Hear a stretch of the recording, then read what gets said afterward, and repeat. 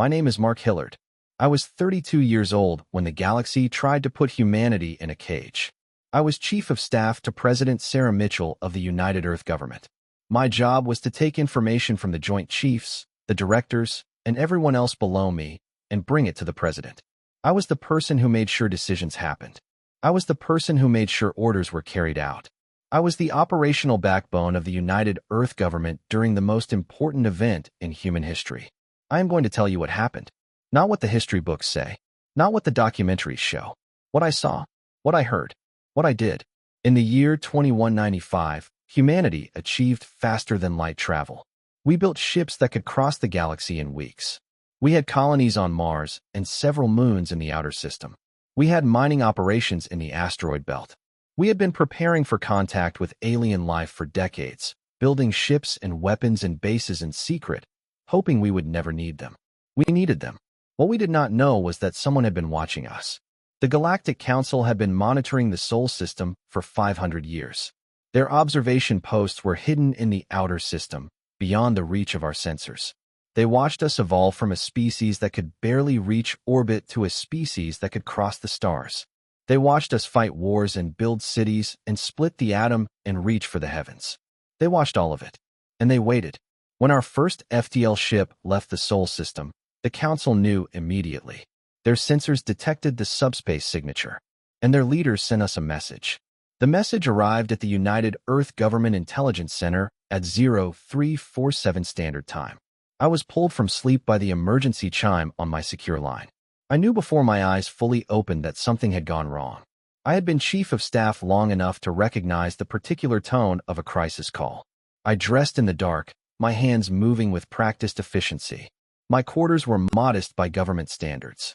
A small bedroom, a compact living area, a desk cluttered with data pads and reports. I did not bother with decoration. The walls were bare. The floor was cold against my bare feet. I pulled on my boots, grabbed my jacket, and walked out into the corridor. The intelligence center was on the second floor of the presidential palace. The corridors were empty at that hour. My footsteps echoed off the marble floors.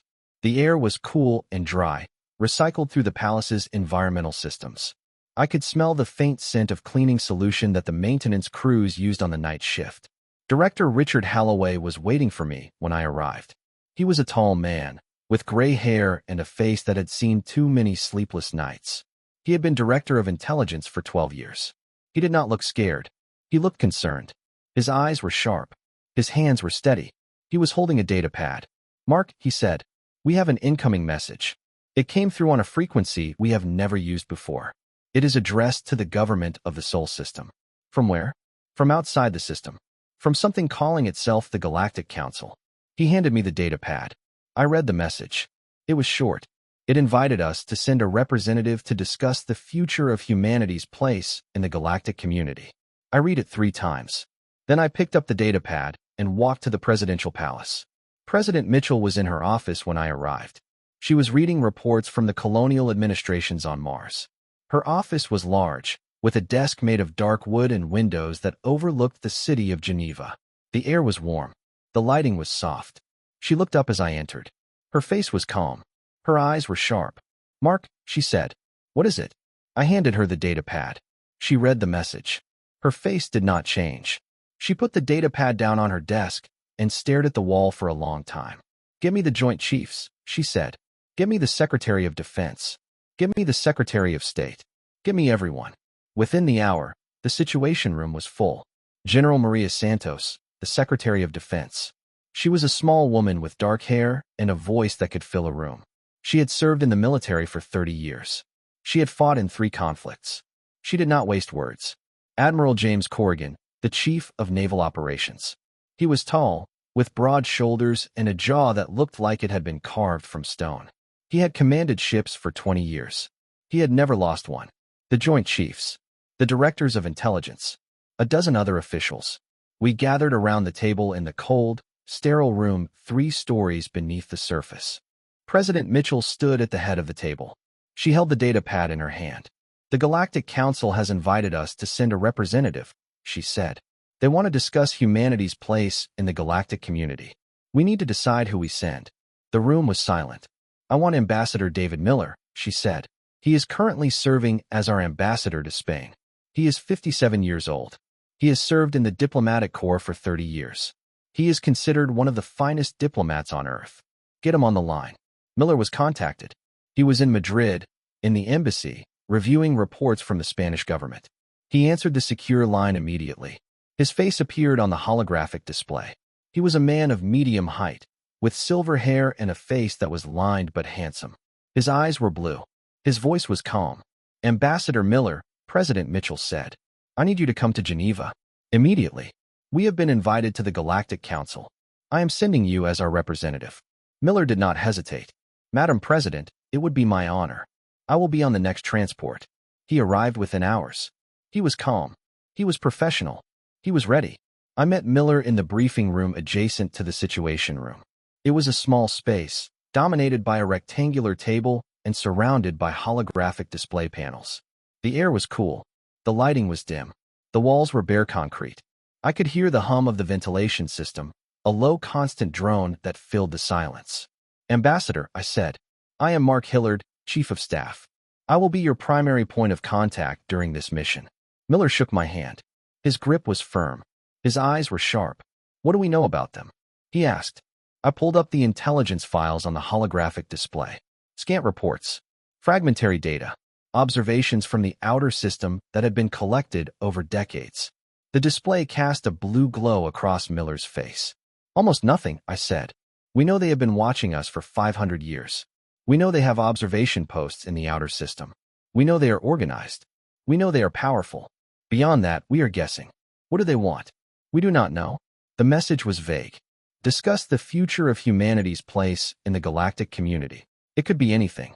Trade. Diplomacy. Something else. Miller studied the display. His face was calm. His hands were steady. "What is my mandate?" he asked. I looked at him. "The president wants you to listen. Learn what you can. Do not commit to anything. Report back before making any decisions. And if they make demands, report back. Do not agree to anything without authorization from the president." Miller nodded. "Understood." I spent the next 3 hours briefing him on everything we had. The observation posts, the energy signatures, the fragmentary communications we had intercepted, the limited analysis our scientists had been able to piece together. It was not much, but it was everything we had.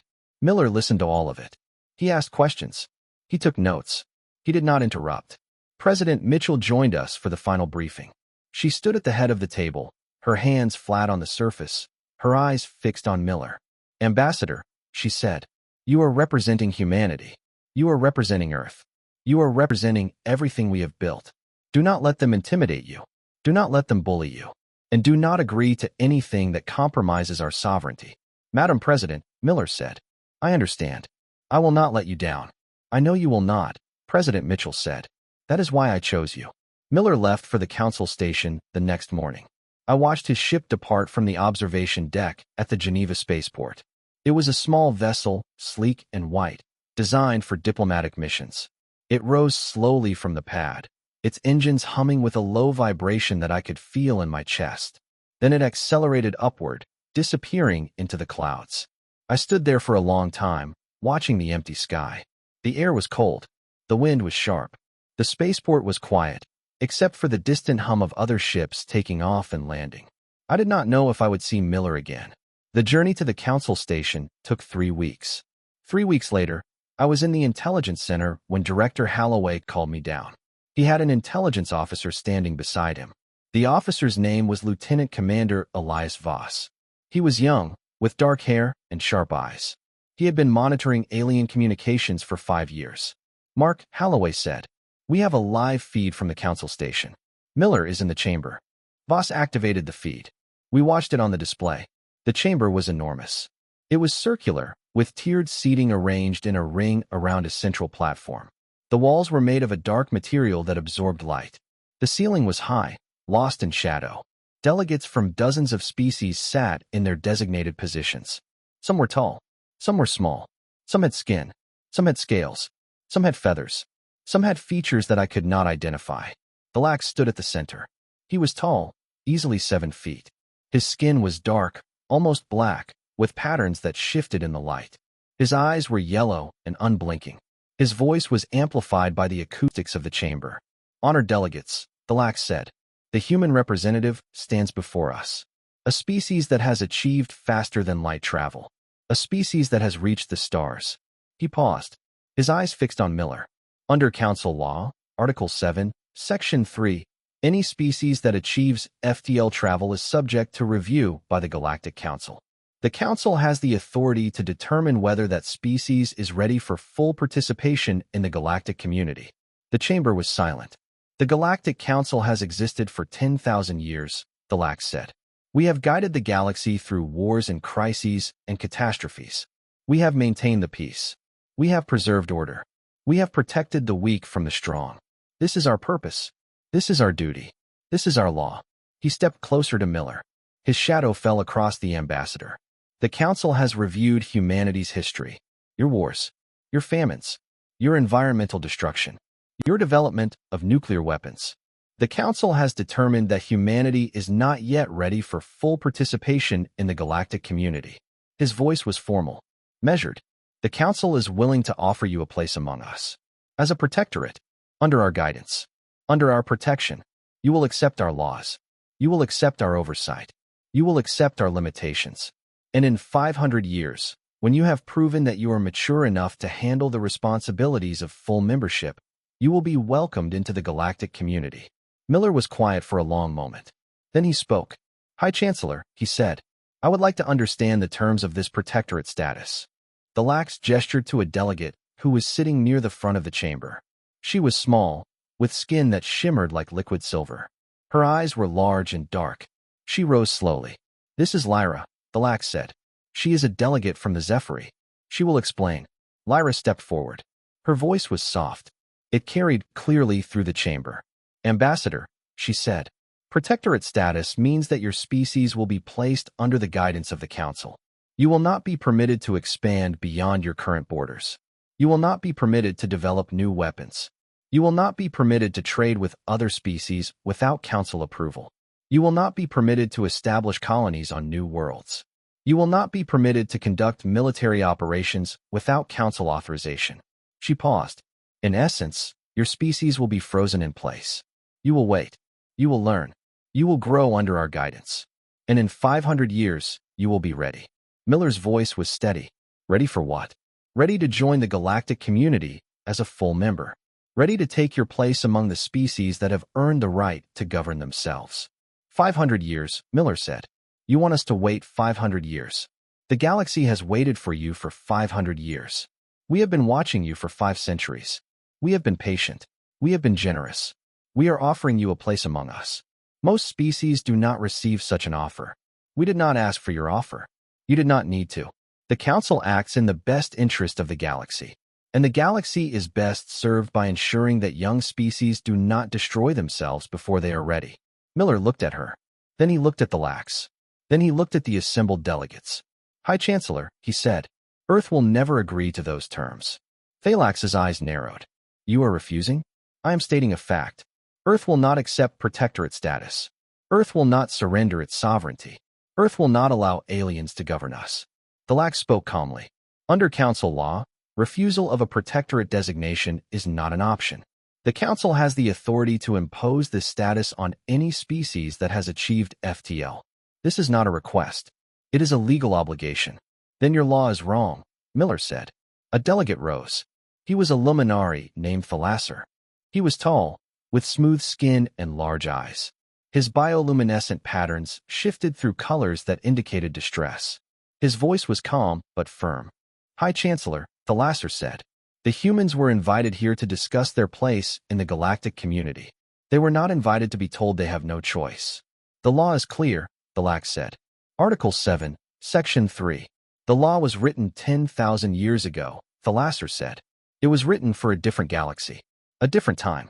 Perhaps it is time to revisit it." "The law is the law," the Lax said. "It does not change because a new species finds it inconvenient. It should change when it is unjust," Thalasser said. "The humans have a right to self-determination. They have a right to govern themselves. They have a right to choose their own path. The law does not grant them that right. Then the law is wrong." The chamber was silent. I could hear the faint breathing of the delegates through the feed. Miller spoke. High Chancellor. Ambassador Thalasser is correct. Earth will not accept protectorate status. Earth will not surrender its independence. Earth will not allow aliens to tell us how to live our lives. He paused. And if that means war, then so be it. Thalak stared at him. His yellow eyes were unblinking. You would choose war over peace? I would choose freedom over captivity, Miller said. I would choose self-determination over subjugation. I would choose the right of my species to govern itself over the dictates of a council that has done nothing to earn our trust. He looked around the chamber. You have watched us for 500 years. You have observed our wars and our failures and our mistakes. And instead of reaching out to us, instead of offering us guidance and friendship, you waited until we achieved FDL and then demanded that we submit to your authority. His voice was steady. That is not the action of a benevolent council. That is the action of a predator waiting for its prey to grow large enough to be worth consuming. Thalax's voice was formal. Ambassador, under council law, your refusal has consequences. The council will vote on whether to enforce the protectorate designation. If the vote passes, you will comply. If you do not comply, the council will take action. Miller looked at him. His face was calm. His voice was steady. High Chancellor, he said, Earth will never be a protectorate. Earth will never surrender its independence. Earth will never allow aliens to tell us how to live our lives. He paused. We have a saying on Earth. Those who would give up essential liberty to purchase a little temporary safety deserve neither liberty nor safety. We will not trade our freedom for your protection. We will not cage ourselves to avoid your wrath. He turned and started to walk toward the door. Stop him, Thalax ordered. 2 council security guards stepped into Miller's path. They were large. Each stood over 7 feet tall. They were armored in black plates that covered their bodies from head to toe. Their helmets covered their faces. They carried weapons that Miller had never seen before. Long, cylindrical, with glowing tips that pulsed with energy. The first guard spoke. His voice was filtered through his helmet. It was deep and mechanical. You are not authorized to leave. Miller's security team moved. They were 2 men and a woman. They had been selected from the best of Earth's special forces. They had trained for this exact scenario. They had practiced it 1,000 times. The first guard was disarmed and on the ground in less than a second. His weapon was taken from him before his fingers could tighten on the trigger. He hit the floor with a crash that echoed through the chamber. The second guard reached for his weapon. He never touched it. Miller's security team neutralized him in less than 2 seconds. He was on the ground next to his partner, his helmet cracked, his weapon across the room. The entire encounter took less than 3 seconds. Miller did not look back. He walked through the door. His security team followed. The door closed behind them. Miller sent the message 3 hours later. 4 words, a phrase that had been used in human history for centuries. It meant that war was coming. It meant that the peace was broken. It meant that the time for talking was over. The dogs of war. I received the message at 14:23 Standard Time. I read it twice. Then I picked up the data pad and walked to the presidential palace. President Mitchell was in her office when I arrived. She was reading reports from the colonial administrations on Mars. She looked up as I entered. Mark, she said. What is it? I have the recording from the council chamber, I said, and a message from Ambassador Miller. I handed her the data pad. She read the message. Her face did not change. Then she pulled up the recording on her display and watched the entire session. I stood in the doorway and waited. The room was quiet. I could hear the hum of the environmental systems, the soft rustle of papers on her desk. She watched Miller's defiance. She watched the security incident. She watched the entire exchange. When it was over, she turned off the display and stared at the wall for a long time. Then she opened a communication channel to Ambassador Miller. Ambassador, she said, you did the right thing. Come home. Yes, Madam President. Miller closed the channel. Give me the Joint Chiefs, she said. Give me the Secretary of Defense. Give me the Secretary of State. Give me everyone. Within the hour, the Situation Room was full. General Maria Santos, Admiral James Corrigan, the Joint Chiefs, the Directors of Intelligence, a dozen other officials. We gathered around the table in the cold, sterile room 3 stories beneath the surface. President Mitchell stood at the head of the table. She held the data pad in her hand. Ambassador Miller has been threatened, she said. The Galactic Council has told us that if we do not become a protectorate, they will destroy Earth. Miller has refused. We need to prepare for war. The room was silent. Madam President, General Santos said. We have been preparing for this scenario for over half a century. We knew there was a possibility of hostile life out there, so we prepared. We have ships, weapons, and personnel ready to deploy. We have been waiting for your order. Then you have it, President Mitchell said. Bring everything online. Every ship, every weapon, every soldier, every asset we have. Earth, Mars, Jupiter, the asteroid belt. Everything. General Santos left the room. I could hear her voice in the corridor, giving orders on her communication device. The words were clipped, precise, urgent. This is Santos. Activate Protocol 7. I repeat, Protocol 7. All units, all stations. Bring everything online. Now. The military had been preparing for years. They had not told the public. They had not told the politicians. They had been building ships in secret, hidden in asteroid fields and on the dark side of the moon. They had been developing weapons that the Council did not know about. They had been training soldiers for a war that they hoped would never come. Now that war was here. I watched it happen. Over the next 72 hours, the solar system transformed. Secret ships were brought out of their bays in the asteroid belt. Massive vessels, bristling with weapons, their hulls scarred from decades of testing in the void. They powered up their engines for the first time, their reactor cores humming with energy that had been stored for years. Secret bases in the asteroid fields were activated. Facilities that had been built into the rock itself, hidden from sensors, staffed by skeleton crews that had been waiting for this moment. Their doors opened. Their weapons came online. Their communication arrays locked onto the military frequency. Weapons systems that had been hidden for decades were armed. Mass drivers that could accelerate tungsten rods to near-light speed. Antimatter warheads that could crack a moon. Gravity generators that could crush a ship from the inside. All of it was brought to bear. All assets of Earth, Mars, and Jupiter were mobilized. The entire military apparatus of humanity was focused on a single objective: survival. Meanwhile, on the council station, the delegates debated. The feed was still live. The chamber was in chaos. Species that had been silent for centuries were suddenly speaking. Species that had agreed with the protectorate proposal were suddenly questioning it. The Lax stood at the center of the chamber, his voice deep and resonant, amplified by the acoustics.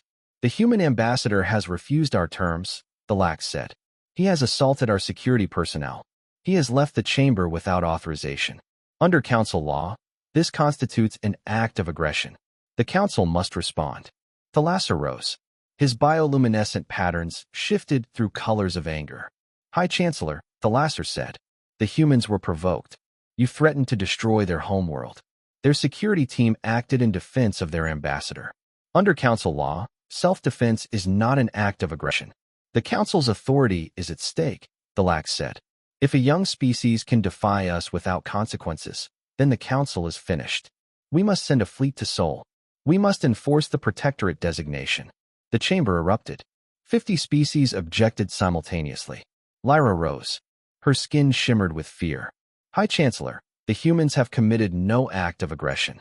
They have not violated council space. They have not attacked any member species. On what legal basis do you claim the right to enforce the protectorate designation? Article 7, Section 3, the Lax said. The Council has the authority to enforce its decisions. The Council has the authority to enforce its decisions, Thalasser said. But the Council does not have the authority to destroy a species for refusing to accept those decisions. There is a difference between enforcement and annihilation. The fleet will enforce the designation, the Lax said, not destroy the species. And if the humans resist? Thalasser asked. What then? Then the fleet will do what is necessary. That is not enforcement, Thalasser said. That is war. A delegate rose from the back of the chamber. He was a Tessari, the same species as the fleet commander who would later lead the attack on Sol. His name was Vortak. His voice was cold and precise. I vote for war, Vortak said. The humans are a threat to galactic stability. They have achieved FTL in less than 10,000 years. Their own history shows them to be warlike. They have a history of conquest. How long before they turn that towards us? Another delegate rose. A Kathrani named Sarah Voss. Her species was known for their caution and their wisdom. She had served on the council for 400 years. I vote against war, Sarah Voss said. We have no evidence that the humans pose a threat. They have not attacked anyone. They have not violated council space. They have simply refused an offer that was never fair to begin with. Destroying a species for refusing to become protectorate is not justice. It is murder. The Council's authority is at stake, Vortax said. The Council's authority was built on consent, Sarah Voss replied. Not on fear. If we destroy a species for refusing to submit, we are not a council. We are an empire. The debate raged for hours. Species after species rose to speak. Some argued for war. Some argued against it. The chamber was filled with voices, with arguments, with accusations. The vote was close. Too close. The younger species voted against it. They had always been uncomfortable with the protectorate system. They saw what happened to species that were forced into it. They did not want to see it happen again. Some of the older species voted against it too. They had seen the recordings of the security incident. They had seen how fast the human security team moved. They had seen how easily they had neutralized the council guards. They were worried about what else the humans might be capable of. But the majority voted for enforcement. The fleet was assembled. 200 ships. They were sent to the Sol system. But not everyone agreed. I was in the president's office when the reports started coming in. Protests in London. Demonstrations in Tokyo. Sit-ins at the gates of the Geneva spaceport. The pacifist groups were mobilizing. The Earth Peace Alliance had been around for 50 years. They had opposed every military expansion, every weapons program, every increase in defense spending. Their leader, a woman named Catherine Voss, had been arrested 3 times for protesting outside military installations. She was on every news feed now, calling for dialogue instead of war. The Coalition for Galactic Diplomacy was newer. They had formed after the first contact message, arguing that humanity should approach the galaxy with open hands, not clenched fists. Their spokesman, a former ambassador named James Chun, had given a speech at the United Nations the day before, calling the president's decision to prepare for war reckless and premature. The United Pacifist Federation was the largest. They had chapters on Earth, Mars, and 3 moons in the outer system. They had collected 2 million signatures on a petition demanding that the president pursue diplomatic channels before resorting to military force. President Mitchell read the reports in her office. I stood across from her desk, watching her face. She did not look angry. She looked tired. "Mark," she said, "what do you think about the protests?" "I think they have a right to protest," I said. "And I think they are wrong." "Why?" "Because the Council threatened to destroy Earth. That is not a negotiating position. That is an ultimatum. You cannot negotiate with someone who has already decided to kill you." Mitchell was quiet for a long time. Then she spoke. "I was a pacifist once," she said. "When I was young. Before I entered politics. I believed that every conflict could be solved with words. That every enemy could be turned into a friend. That war was always the wrong answer." She looked at me. "I was wrong," she said. "Not because peace is bad, but because some enemies do not want peace. They want submission. And submission is not peace." "What do you want to do about the protests?" I asked. "Let them protest," she said. "It is their right. But do not let them interfere with the mobilization. We are preparing for war, whether we want it or not." The next day, Catherine Voss requested a meeting with the president. I was there when she arrived. She was a tall woman, with gray hair and a face that was lined from years of protest. Her eyes were sharp. Her voice was calm. "Madam President," she said, "thank you for seeing me." "Ms. Voss," President Mitchell said, "what can I do for you?" "I am here to ask you to reconsider," Catherine said. "The Council has invited us to join them. They have offered us a place among them. Why are we preparing for war?" "Because they threatened to destroy us," President Mitchell said. "They threaten consequences," Catherine said. "That is not the same as destruction. They are a government. Governments use threats to maintain order. It does not mean they will follow through." "They sent a fleet," President Mitchell said. 200 ships. That is not a threat. That is an invasion. It is a show of force," Catherine said. "They want us to comply. They do not want to destroy us. Destruction serves no purpose." "It serves their purpose," President Mitchell said. "They want to control us. They want to limit our growth. They want to freeze us in place for 500 years. That is not a government. That is a prison." "It is a compromise," Catherine said. "They are offering us protection. They are offering us guidance. They are offering us a place among them. That is not a prison. That is an invitation. An invitation we did not ask for," President Mitchell said. "An invitation we do not want. An invitation that comes with a threat." Catherine was quiet for a long time. Then she spoke. "Madam President," she said, "I have spent my entire life fighting for peace. I have been arrested 3 times for protesting outside military installations. I have been called a traitor. I have been called a coward. But I have never stopped believing that peace is possible. She looked at the president. I believe that peace is possible now, she said. The council is afraid of us. They are afraid of what we might become. But they are also curious. They are also interested. They want to know us. They want to understand us. If we show them that we are willing to talk, that we are willing to compromise, that we are willing to be part of the galactic community, then maybe we can avoid this war. President Mitchell was quiet for a long time. Then she spoke. Ms. Voss, she said, I respect your passion. I respect your belief in peace. But I cannot agree with you. Why not? Because the council has already made their decision, President Mitchell said. They have already sent a fleet. They have already threatened us. They have already told us to submit or be destroyed. That is not an invitation. That is an ultimatum. She looked at Catherine. And I will not accept an ultimatum, she said. Not from aliens. Not from anyone. Catherine stared at her. Her face was calm. Her voice was steady. Then I will continue to protest, she said. I will continue to fight for peace. I will continue to believe that there is a better way. You have that right, President Mitchell said. But do not interfere with the mobilization. We are preparing for war, whether we want it or not. Catherine nodded. She turned and walked out of the office. I stood there and watched her go. I did not know if she was right. I did not know if the president was right. I only knew that the war was coming, and there was nothing anyone could do to stop it. 3 weeks later, the second fleet arrived. Catherine Voss's brother Jack was on one of the ships that went out to meet them. He was a junior officer on the TDF Resolute. He was 24 years old. The Resolute was destroyed in the first volley. Jack Voss was among the casualties. Catherine went on the news broadcasts that night. She was crying. Her voice was shaking. She condemned the war. She condemned the president. She condemned the military. She said that her brother's blood was on their hands. Her mother was invited on via video link during the same interview. Her name was Margaret Voss. She was an old woman, with white hair and a face that was hard as stone. She did not cry. Her voice was steady. Catherine was always a naive child, Margaret said. She never believed in violence. She never believed in fighting. She believed that if you were nice to people, they would be nice to you. She paused. She was wrong. The interviewer asked her what she meant.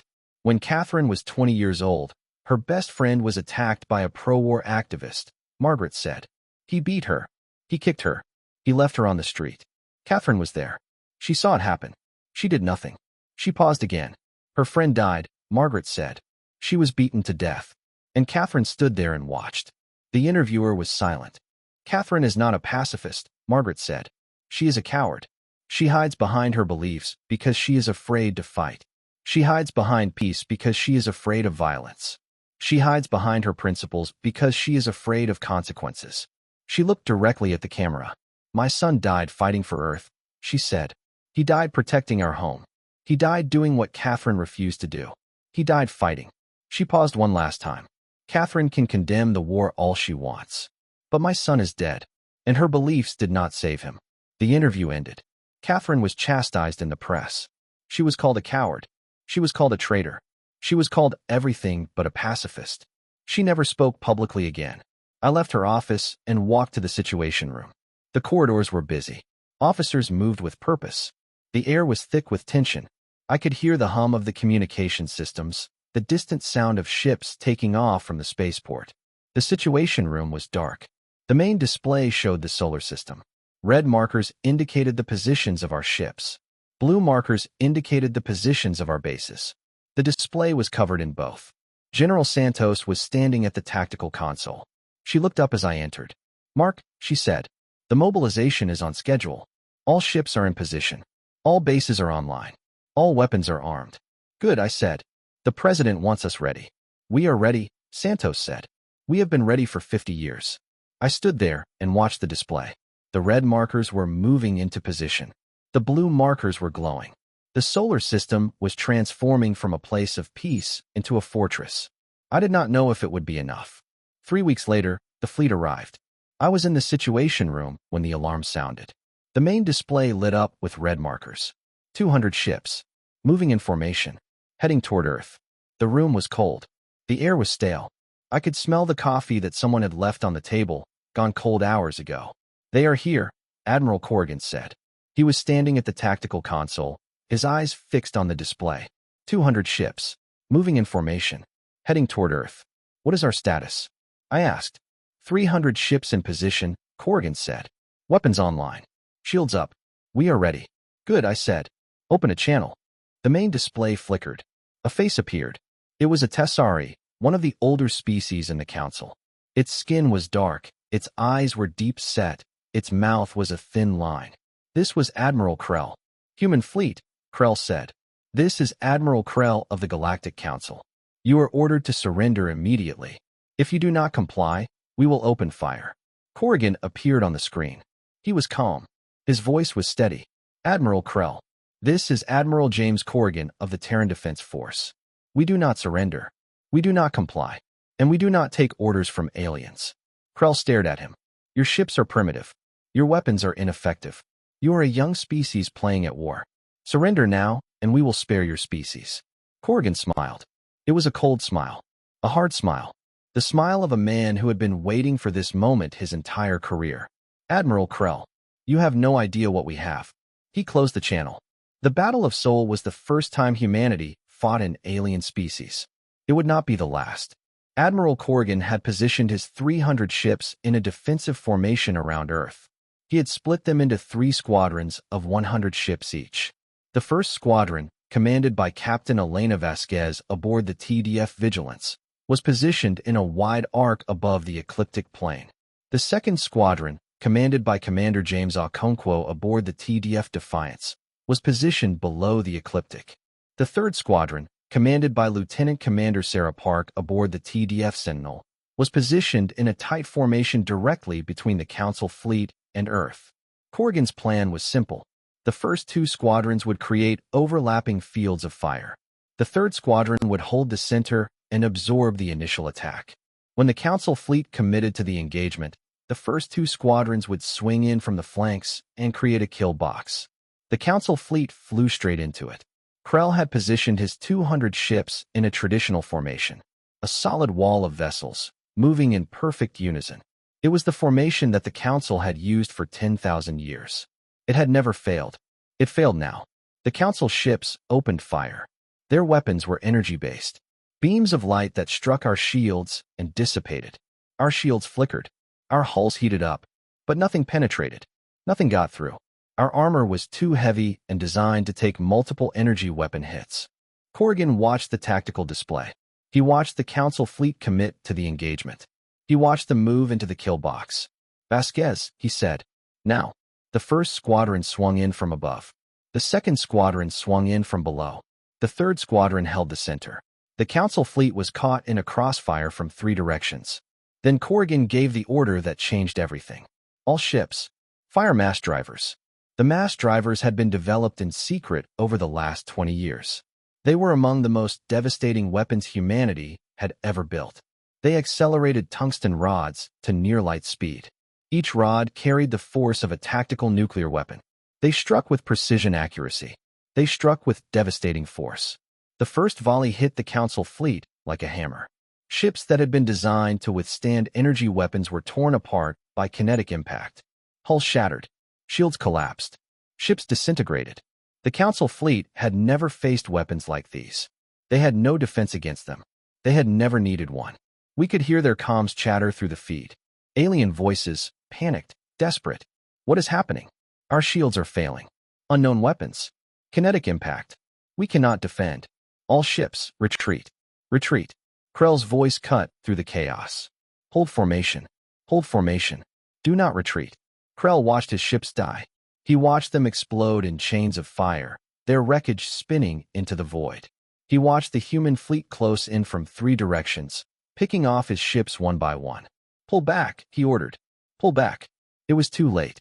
The kill box was closed. The Council fleet was surrounded. Corrigan gave another order. All ships. Antimatter warheads. The antimatter warheads detonated in the middle of Council formations. Each one released energy equivalent to a small sun. Ships were vaporized. Crews were annihilated. The void between ships became a killing field. The alien comms were full of screams. Mayday! Mayday! We are hit. We are. Krell's flagship, the KSV Dominance, took 3 direct hits from the mass drivers. The first hit the forward shields. The second hit the engineering section. The third hit the bridge. The bridge section sheared away from the hull. It tumbled into the void, venting atmosphere and bodies. Krell's last transmission was a single word: retreat. No one heard it. The dominance was already gone. The battle lasted 4 hours. When it was over, all 200 Council ships were destroyed. Every single one. No survivors. Our fleet lost 7 ships. 412 crew members. I stood in the situation room and watched the casualty reports scroll across the display. Each number was a life. Each name was someone who would not be going home. President Mitchell was quiet for a long time. Then she spoke. "Send a message to the Council," she said. "To the Galactic Council. Your fleet has been destroyed. We have the power to defend ourselves, and we will not hesitate to use it. Earth will not accept protectorate status. Earth will not surrender its sovereignty. Any further military action will be met with the full force of our fleet." The message was sent. 3 days later, the Council held an emergency session. The feed was still active. The chamber was in chaos. Delegates shouted at each other. Species that had voted for war were suddenly questioning their decision. Species that had voted against it were demanding answers. The Lax stood at the center of the chamber. His voice was deep. His expression was grim. "The human fleet has destroyed our fleet," the Lax said. 200 ships. Thousands of crew members. Gone. The chamber was silent. Thalasser rose. His bioluminescent patterns were shifting through colors of anger and frustration. "High Chancellor," Thalasser said, "we have tried to force a species to submit, and we have failed. We lost 200 ships and thousands of lives. The humans have shown us that they will not be intimidated. We should accept this and move on. They humiliated us," the Lax said. "They destroyed our fleet. They killed our people. We cannot accept this. We provoked them," Thalasser said. "We threatened to destroy their home world. We sent a fleet to enforce our will. They defended themselves. This is not humiliation. This is consequence. The Council's authority is at stake. The Council's authority was at stake when we threatened to destroy a species for refusing to become a protectorate. The Council's authority was at stake when we sent a fleet to enforce an ultimatum. The Council's authority was at stake when we chose enforcement over diplomacy." Thalasser's patterns shifted to a deep red. "We have no one to blame but ourselves." Lyra rose. "High Chancellor, the humans have shown us that they will not be intimidated. They have shown us that they have weapons we cannot defend against. They have shown us that they will fight. We should offer them another chance to join the Council. Perhaps, now that they have proven their strength, they will be more willing to accept a place among us." The Lax considered this. His expression was grim, but he nodded. "Very well," the Lax said. "We will reach out to the humans. We will offer them another chance to join the Council. Perhaps they will accept, now that they have proven themselves." The Council sent a message to Earth. It offered humanity another chance to join the Council, not as a protectorate, as a full member, equal to the founding species, with all the rights and privileges that entailed. President Mitchell read the message in her office. I was there when she read it. She put the datapad down on her desk and stared at the wall for a long time. The room was quiet. The air was warm. I could hear the hum of the environmental systems. Then she picked up the datapad and typed a response. 3 sentences. "Earth has made its position clear. We will not accept protectorate status. We will not surrender our sovereignty. The Council's offer is declined." She sent the message. The Council received the response. They held another emergency meeting. The Lax stood at the center of the chamber. His voice was deep. His expression was grim. "The humans have refused," the Lax said. "They have refused our offer of membership. They have refused our offer of peace. They have refused our offer of inclusion. There is nothing more we can do." Thalasser rose. "High Chancellor, then we accept. The humans have made their choice. We must respect it." Lyra rose. "High Chancellor, the humans have made their choice. We must respect it. We must leave them alone." The chamber was silent. The delegates stared at each other. Some were relieved. Some were angry. Some were afraid. The Lax was not ready to accept defeat. He had led the Council for 3 centuries. He had never been defied. He had never been humiliated. He could not accept that a young species had refused him and won. "Send another fleet," the Lax said. "A larger fleet. 500 ships. The largest military force the Council has deployed in 1,000 years." Thalasser rose. "High Chancellor, no. We have tried and failed. The humans will not submit. We should accept this. The Council's authority is at stake, Thalax said. We must make an example of humanity. We must show the galaxy that defiance will not be tolerated. You are not making an example, Thalasser said. You are making a mistake. The humans have shown us what they are capable of. Sending more ships will not change the outcome. It will only cost more lives. The Council's fleet is vast. We have thousands of ships. We can afford the losses. Can we afford the precedent? If we send fleet after fleet and they are all destroyed, what does that say about the Council? What does that say about our authority? It says that we do not accept defeat. It says that we do not learn from our mistakes. Vortak, the Tessari delegate, rose. His voice was cold. I vote for enforcement. The humans must be stopped. If we allow them to defy us without consequence, every species in the galaxy will do the same. The Council will be finished. Sarah Voss, the Kathrani delegate, rose. Her voice was calm. I vote against enforcement. We have already lost 200 ships. We have already lost thousands of lives. How many more must die before we accept that the humans will not submit? As many as it takes, Vortak said. Then you will lose them all, Sarah Voss replied. And the Council will have nothing left to protect itself with. The vote was close again. The younger species voted against it. Some of the older species voted against it too. They had seen what happened to the First Fleet. They did not want to see it happen again. But the majority voted for enforcement. The fleet was assembled. 500 ships. The largest military force the Council had deployed in 1,000 years. They were sent to the Sol system. 3 weeks later, the fleet arrived. They sent the same message. Surrender or be destroyed. Admiral Corrigan sent a message back. Earth has declined your offer. Any further military action will be met with the full force of our fleet. Admiral Corrigan had 400 ships now. New vessels had been built in the shipyards of Mars and the asteroid belt. New crews had been trained. New weapons had been tested. Humanity had used the 3 weeks well. I was in the Situation Room when the battle began. The main display showed 500 red markers and 400 blue markers. The room was cold. The air was thick with tension. I could hear the breathing of the people around me, the hum of the equipment, the distant sound of the ventilation system. Corrigan stood at the tactical console. His eyes were fixed on the display. His hands were steady. They have changed their formation, he said. They are using a dispersed pattern. They learned from the first battle. What does that mean? I asked. It means they are trying to avoid the kill box. They are spreading out so that our mass drivers cannot hit multiple targets with a single volley. Can you adapt? Corrigan smiled. Mark, we invented adaptation. He gave the order. All ships, deploy gravity weapons. The gravity weapons were experimental. They had been tested in the asteroid belt, but never in combat. They created localized distortion fields that could crush a ship from the inside. Captain Vasquez was the first to report. Vigilance actual. Gravity generators online. Deploying distortion field. The effect was immediate. The first Council ship to enter the field was a heavy cruiser. The gravity field caught it. The hull buckled.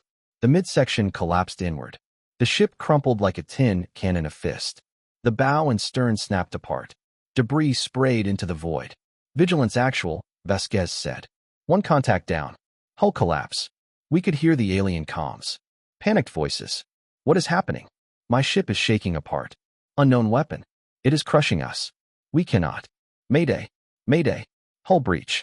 We are losing pressure. Commander Okonkwo reported from the Defiance. Defiance actual. We have ships entering the field. They are being crushed. A Council commander's voice cut through the chaos. All ships, retreat. Fall back. Fall back. But there was nowhere to go. The gravity fields were everywhere. I watched the tactical display. The Council fleet was in chaos. Ships that had been moving in perfect unison were now scattering, trying to avoid the distortion fields. But the fields were everywhere. A destroyer entered one. Its hull shuddered. Its shields flickered. Then the gravity caught it. The ship collapsed inward, crushed from the inside. The crew never had time to scream. Defiance actual, Okonkwo said. Destroyer down. Hull collapse. No survivors. Another ship tried to turn away. It was too late. The gravity field pulled it in. The ship's hull buckled. Its engines exploded. The debris field expanded, filling the void with wreckage. Corrigan watched the display. His face was calm. His voice was steady. Okonkwo, he said. Take your squadron through the center. Hit their command ship. Defiance actual. Copy. Moving in. Okonkwo led the TDF Defiance and 50 ships through the chaos. The gravity generators had created corridors of crushed space. Council ships tumbled around them, their hulls broken, their crews dead. The Defiance's shields absorbed the occasional hit, but the enemy could not aim. They could not coordinate. They could not fight. Okonkwo's squadron fired mass drivers as they went. Each volley hit a Council ship. Each hit was fatal. Hulls shattered. Shields collapsed. Ships disintegrated. The command ship was ahead. It was a massive vessel, easily 3 times the size of the Defiance. Its shields were still active. Its weapons were still firing. But its crew was panicking. The gravity field was pulling it in. Defiance actual, Okonkwo said. Target acquired. Firing. 3 mass driver rounds hit the command ship. The first struck the forward shields. The second hit the engineering section. The third hit the bridge. The command ship broke apart.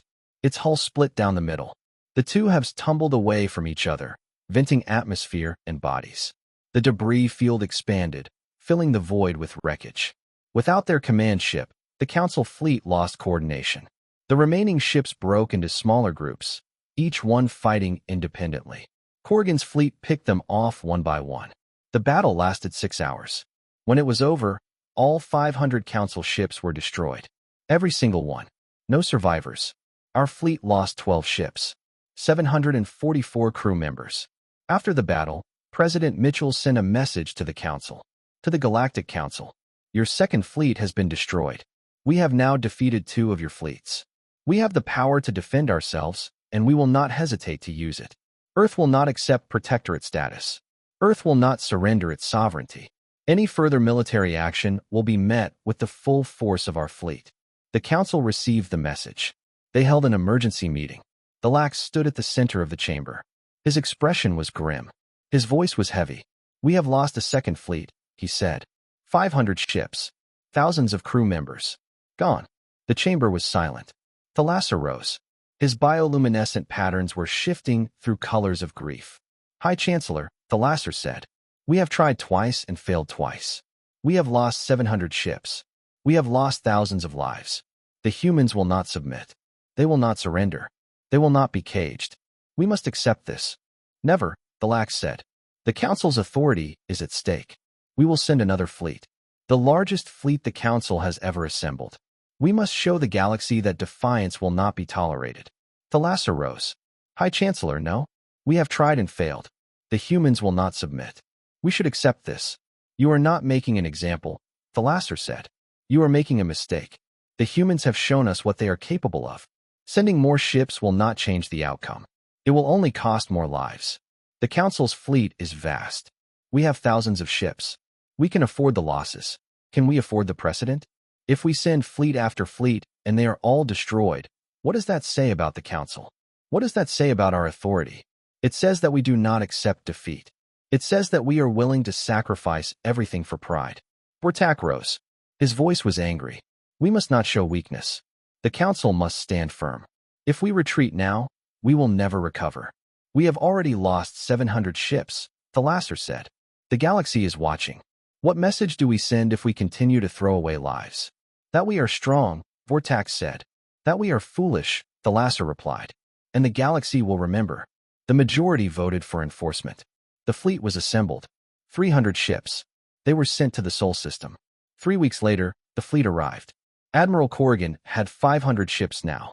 New vessels had been built in the shipyards of Mars and the asteroid belt.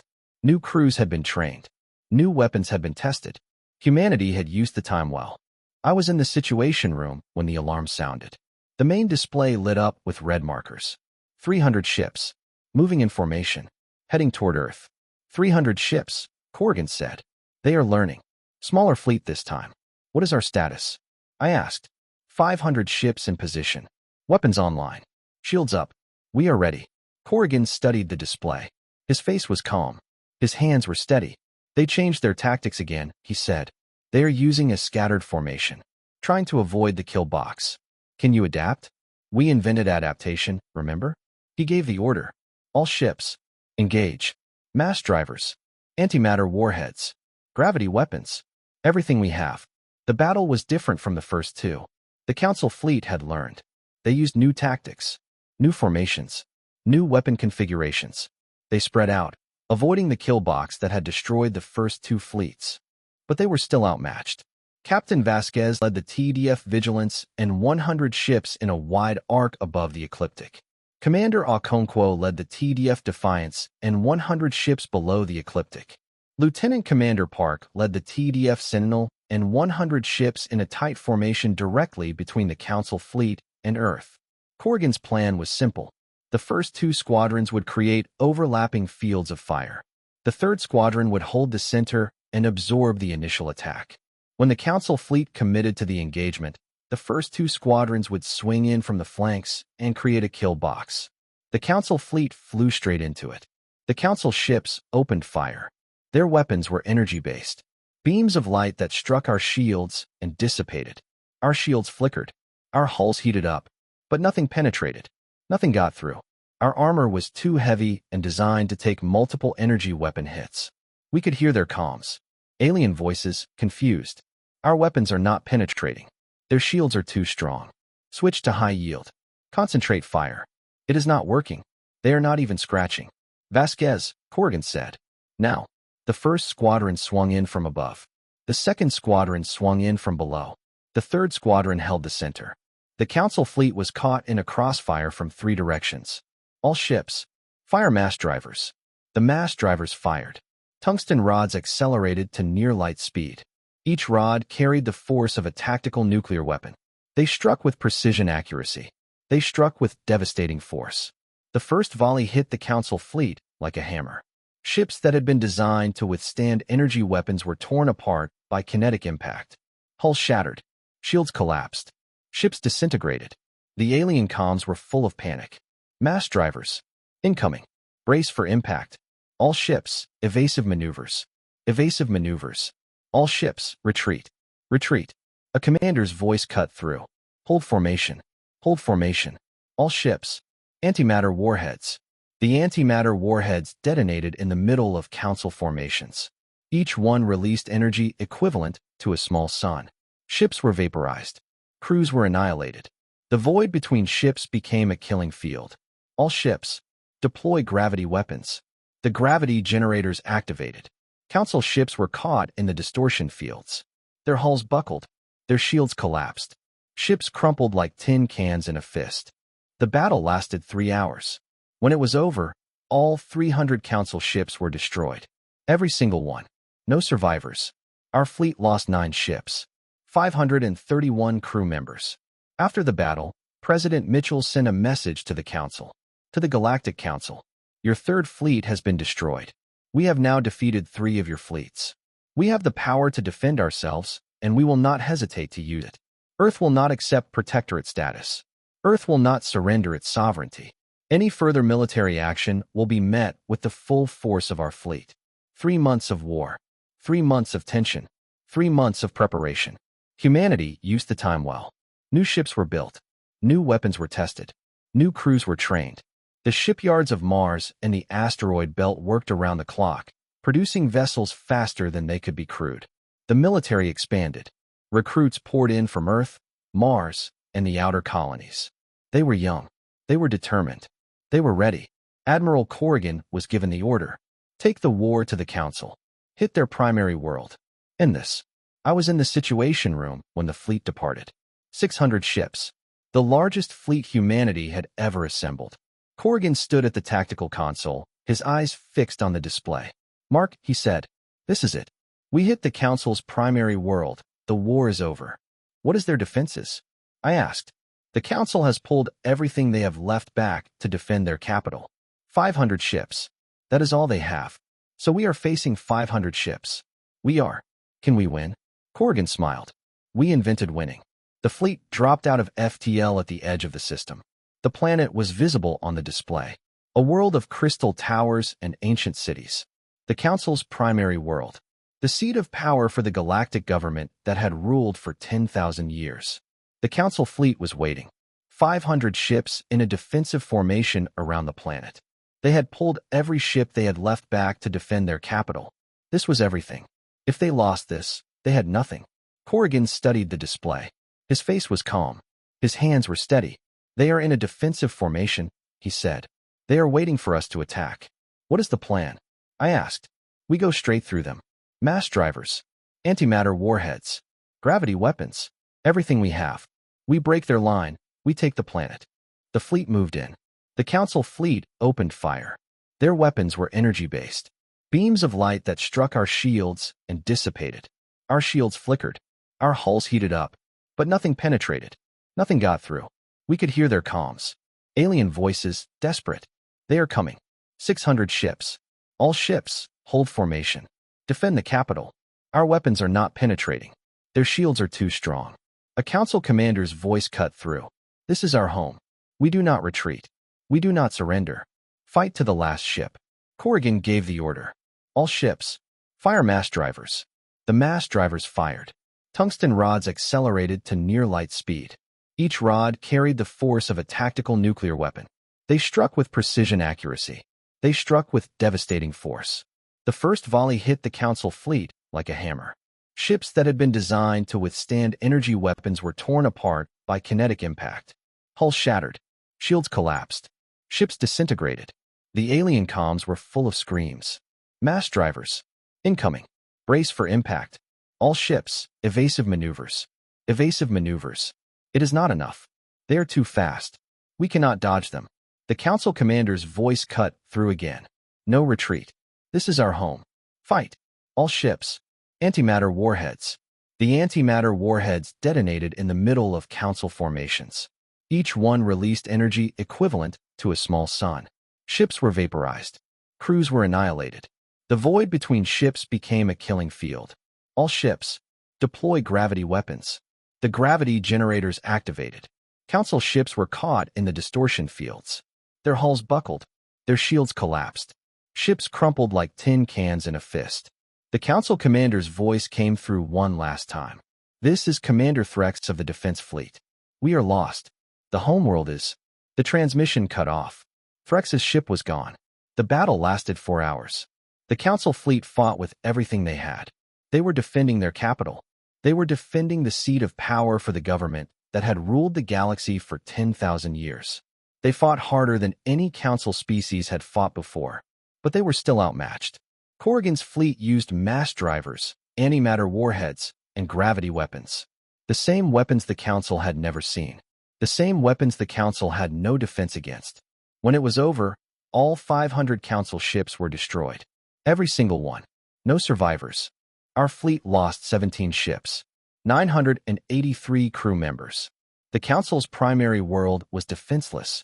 I watched the feed from the Council chamber. The delegates were assembled. The chamber was silent. The display showed the debris field where their fleet had been. 500 ships. Gone. Black stood at the center of the chamber. His voice was heavy. His expression was grim. The fleet is destroyed, he said. 500 ships. Thousands of crew members. Gone. The chamber was silent. Thalasser rose. His bioluminescent patterns were shifting through colors of grief. High Chancellor, Thalasser said. We have tried 4 times and failed 4 times. We have lost over 1,000 ships. We have lost tens of thousands of lives. The humans will not submit.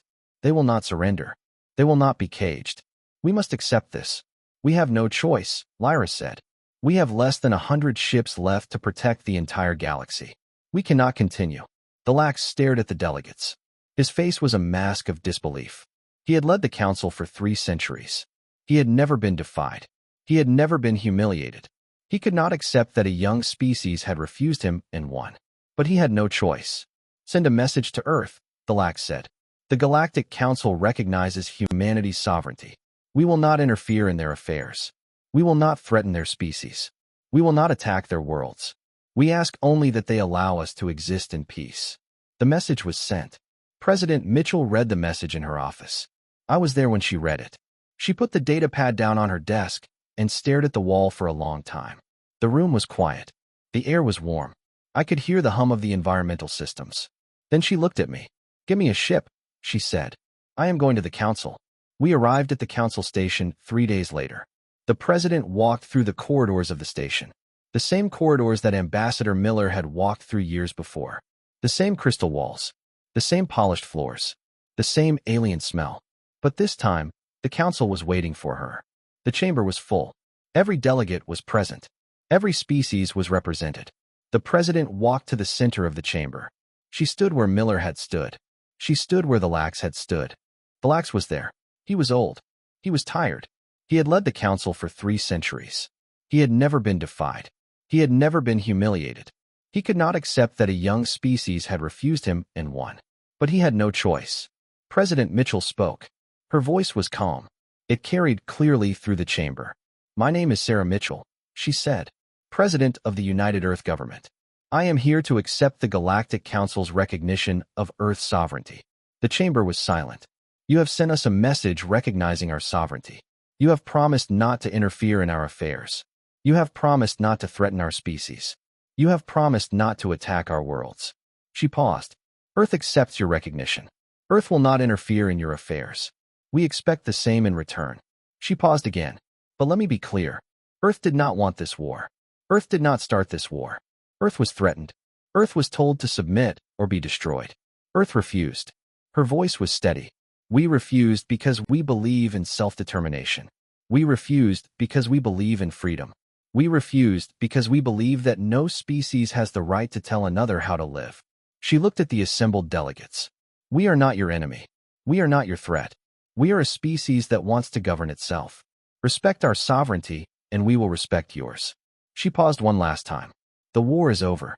Let us build a peace." The Lax stared at her. His yellow eyes were unblinking. Then he spoke. "The Galactic Council recognizes Earth's sovereignty," he said. "We will not interfere in your affairs. We will not threaten your species. We will not attack your worlds." He paused. "The war is over." The president turned and walked out of the chamber, the same way Miller had walked out years before. But this time, no one tried to stop her. The war was over. 3 months of war. For battles. Over 1,000 council ships destroyed. Humanity had proven that it would not be caged. I stood in the situation room and watched the display go dark. The red markers were gone. The blue markers were returning to their stations. The room was quiet. The air was stale. I could smell the cold coffee on the table, the sweat of the people who had been sitting in this room for hours, the faint scent of the ventilation system. President Mitchell was quiet for a long time. Then she spoke. "Mark," she said, "what have we done?" "We have survived, Madam President," I said. She looked at me. Her eyes were tired. Her face was lined. "At what cost?" she asked. I did not have an answer. "My name is Mark Hillard. I was 32 years old when the galaxy tried to put humanity in a cage. I was 38 years old when I told this story. I have held the position of Chief of Staff for 6 years. I have seen things that most people will never see. I have made decisions that most people will never have to make. I have stood in rooms where the fate of humanity was discussed and decided." Ambassador Miller returned to Earth after the war. He went back to his post in Spain. He wrote a book about his experience. He retired 2 years later. He lives in a small house outside Madrid. He tends a garden. He does not give interviews. President Mitchell was re-elected by a landslide. She served for another 8 years. She oversaw humanity's expansion into the galaxy. She established diplomatic relations with a dozen species. She built a future that no one could have predicted. General Santos retired after the war. She had spent her entire career preparing for a conflict that she hoped would never come. When it came, she was ready. She lives on Mars now, in a small colony that she helped build. Admiral Corrigan became a legend. His name is spoken alongside the greatest military commanders in human history. He continued to serve for another 20 years. He commanded the fleet that made first contact with a dozen species. He never lost a battle. He wrote a book about the war. It became a bestseller across human space and was translated into 43 alien languages. He spent his remaining years teaching strategy at the Terran Naval Academy. A young Valdari officer once asked him what the most important lesson of the war was. Corrigan said, "Win quickly, then stop. That is harder than it sounds." Director Holloway remained Director of Intelligence for another decade. He expanded the agency's capabilities. He built networks that span the galaxy. He never spoke publicly about the war. He did not need to. His work spoke for itself. The Lax was removed from power after the war. He had led the council for 3 centuries. He had never been defied. He had never been humiliated. He could not accept that a young species had refused him and won. He spent his remaining years in isolation, writing memoirs that no one read. He died alone, a relic of an era that had passed. Thalasser became the leader of the new galactic order. He worked with humanity to build a system based on cooperation instead of domination. He lived for another 500 years. He saw the galaxy change in ways that no one could have predicted. He became one of the most respected beings in the galaxy. He was known for his wisdom and his compassion. Lyra became the ambassador for the Zephyri to the United Earth government. She served for 200 years. She became one of the most respected diplomats in the galaxy. She was known for her fairness and her wisdom. She helped negotiate a dozen treaties between humanity and other species. She was awarded the highest honors by both the Zephyri and the United Earth government. Sarah Voss, the Kathrani delegate who had voted against the war, became a mediator between the old Council species and the new galactic order. She served for 300 years. She helped resolve disputes that could have led to more wars. She was known for her patience and her ability to find common ground between opposing sides. Vortak, the Tessari delegate who had voted for war, was removed from the Council after the war. He spent his remaining years in obscurity. He never accepted that the humans had won. He never accepted that the Council had been wrong. He died bitter and alone. The Galactic Council never fully recovered from the war. The balance of power had shifted. The old species that had ruled through fear and intimidation could no longer maintain their grip.